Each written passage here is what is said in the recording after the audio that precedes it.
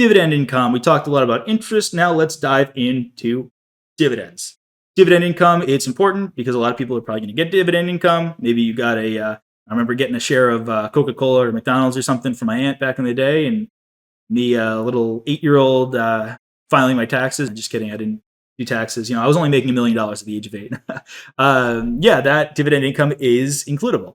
When a C corporation distributes dividends to its shareholders, the tax treatment depends on the corporation's earnings and profits, as well as the shareholders' basis in the stock. This is going to be pretty big, because we need to prepare for multiple choice questions in Sims, dealing with the individual taxpayers form 1040, dealing with the other side as well, C corporations, when they distribute those dividends.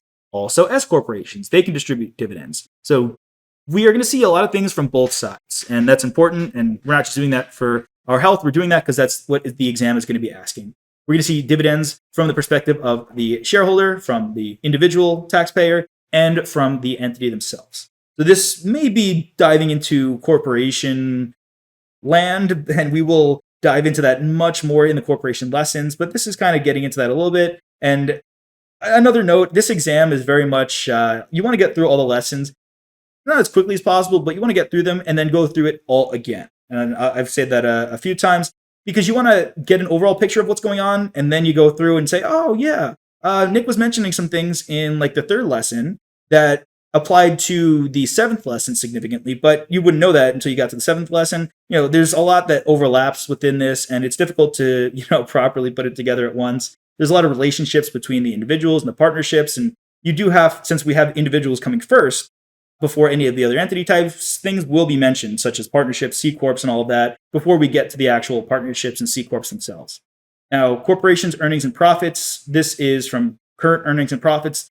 Corporation makes $1 million this year. If the corporation has sufficient earnings and profits, the distribution is considered a taxable dividend. So you might see a multiple choice question. It says, Apple company made $1 million this year, and if they distribute $500 as a dividend, then that for sure they have enough money to cover that. That would be considered a taxable dividend. Now, shareholders must include the dividend in their gross income and pay taxes on it.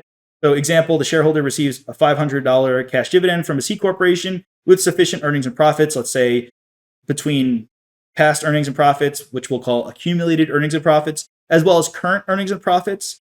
They have $500,000, so more than enough to cover this. As such, the shareholder must include this $500 in their gross income as a taxable dividend. Now, this is generally what you see when you receive dividends. If you buy some Apple stock, you buy some Microsoft stock, this is what you're going to see. This is the most common situation for you. What if the corporation has no earnings and profits, but the taxpayer has basis in the stock? Interesting situation. And this is going to apply whether it's Apple or Microsoft, or a small corporation that makes $100,000 a year, or a mid-size, any corporation. So it's maybe one that you have 50% ownership in or 20% ownership in. So just keep in mind that it's kind of just like the audit exam. Audits apply not only to, which most of you, if you work in audit, have probably dealt with larger, maybe big 4 size, mid-size firm clients, but also I've worked at a smaller firm where audits can be done in a day. So too does that apply, right? Both sizes. Also, this exam deals with corporations like mega corporations that are huge, as well as smaller corporations, every size. So just keep that in mind as we see questions. Now here, if the corporation does not have earnings and profits, they didn't make any money, but you have basis in the stock, meaning you bought $1,000 worth of Apple stock, and let's say Apple made $0 this year, but they decide to still pay a dividend, that distribution is considered non-taxable. So what happens is instead, the shareholder has to reduce their basis in the stock by the amount of the distribution. So for example, the shareholder receives a $500 dividend from the C corporation, but they made no money this year, and they have no money from past years. The shareholder has a $1,000 basis in the stock. Again, you bought $1,000 of the stock last year. This year, they give you $500. So the distribution is non-taxable, and the basis in the stock is going to be reduced. Now, basis, very important. We have a whole lesson on it. The higher the basis, the less tax you'll pay later on when you eventually sell it for hopefully a higher selling price. So in this case, your basis is going to be reduced to $500. There's a lot more to this that we'll see with incorporations as well, but this is kind of a nice appetizer for all of that, and really what you just need to know for individuals right now.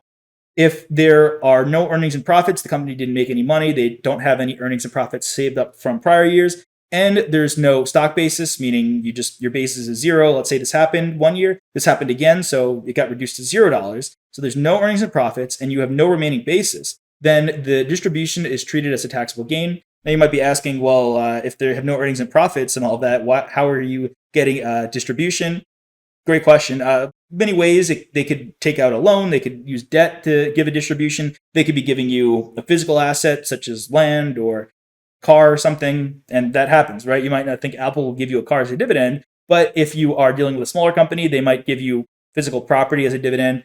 So this is what we're dealing with here. This is great for discussion. Not that we're discussing anything, it's kind of just me talking at you. So in this case, a shareholder receives a $500 cash distribution from the corporation that has no earnings and profits, and the shareholder's basis is zero. Again, think of it like this happened twice. The distribution will be considered a taxable gain. That's important to note. Just you could see a question, and you could be doing a sim that has a 1040, the individual return, and it will tell you, oh, well, this dividend was received by a company. You had no basis in it left, and they had no earnings and profits. That would be considered a taxable gain, capital gain, as compared to dividend income. Different classifications of income. Very important if you were to do a sim. And the shareholder must include this $500 in their gross income. Lastly here, taxable dividends can be in the form of cash or property. As kind of mentioned before, we can see property instead of cash. For cash dividends, it's pretty straightforward. The amount received, the fair value of cash is the basis of cash, a dollar is a dollar.